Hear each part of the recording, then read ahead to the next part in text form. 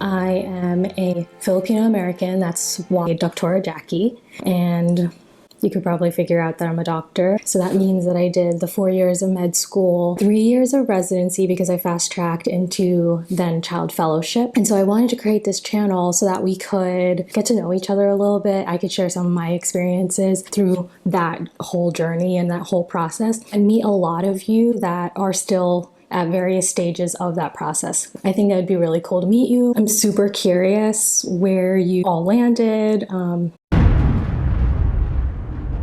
I'm really curious where you all landed, and I'd love to hear from you. Oftentimes we might meet each other through a rotation or through email because you asked a counselor for my information. If I at all look just a tiny bit familiar, I would love to hear from you. I'd love to hear where we met at a conference or even med school. Did you have a rotation with me? If you went into psychiatry, if you didn't, I'd just love to know. And so the whole point of this video is to tell you a little bit about the best job in the world.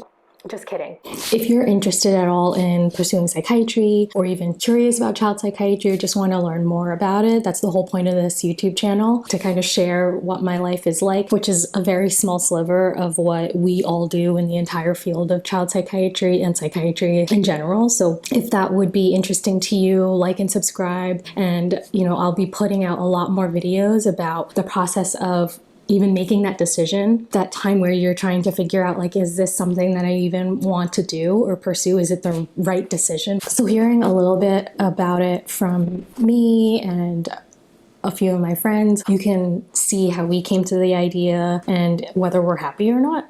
Stay tuned. When I was trying to figure out how to fit all of the ways to even choose psychiatry or all the things that I felt everybody needed to know before they chose psychiatry, I realized that was way too much to put in a video. It'd be super overwhelming. So I'm going to try to split it up into a 3-part series with a little different themes. Stay tuned for that. That's coming out soon. In general, there's going to be a lot of people that have opinions and advice for you on how to choose. And you might already 100% know what you want to do, and there will always be that person, maybe two, that will tell you that you are making the wrong decision. Are you sure? And you'll internalize these things and second guess yourself. The thing that makes it confusing is that oftentimes this is coming from people that you actually trust, that you even admire. What they're saying makes a lot of sense. They know me even. The better you know about the situation that you're entering, if you gather enough data, then hopefully you'll feel a little bit more sure.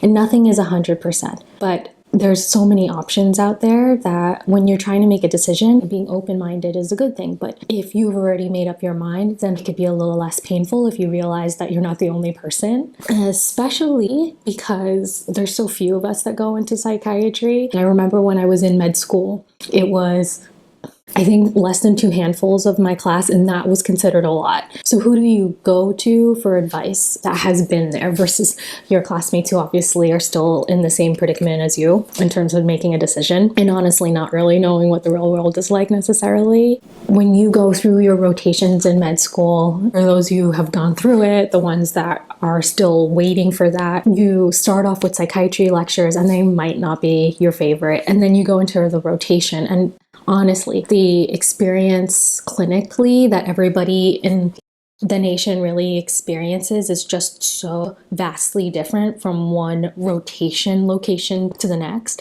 It's such a huge disservice for medical students that are trying to decide what they want to do for the rest of their lives. Usually, if you have a positive rotation experience, it's really proven to show that usually leads to people choosing psychiatry, which makes a lot of sense, don't you think? But unfortunately, child psychiatry being a sliver of general psychiatry, along with geriatrics and forensics and substance, you may or may not work with a psychiatrist that has those subspecialties, and so you might not even know it's an option. And here I am to tell you that it is. And I do want to make sure that I give space for those fellowship options too, because just statistically, it's just very rare that you guys are all going to choose psychiatry and then choose child psychiatry and then possibly do another fellowship.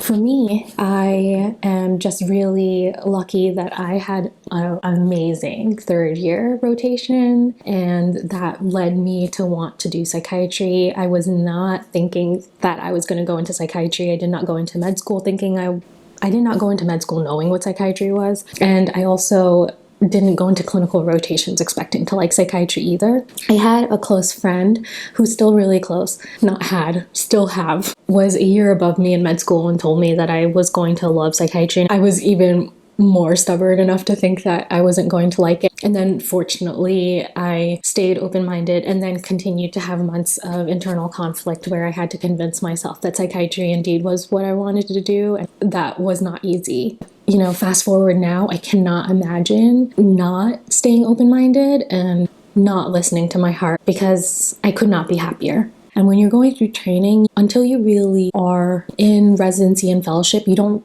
really meet too many people that are interested in psychiatry or want to have those conversations about mental health and how to treat it. You know, the sooner that we realize that we're all in this together, I think the stronger we will be as a community and as a field. There's no reason that with the technology that we have, you need to feel isolated at all with your goals and dreams if psychiatry is something that you decide to do. If there's a strength that somebody has, then that can be a shared strength for everybody. And if there's something that you have a question about, honestly, I doubt you're the only one. A lot of my videos are from repeated questions I've gotten from you all through the years. And no matter when I got the question, maybe like a few years ago or just last month, they just seem to be evergreen questions that do not die. So I think that it would be useful to address them. I'm not going to pretend like I know all the answers. Hopefully my opinion or my take on things will be helpful to you. I also hope to introduce you to some of my friends that I've met.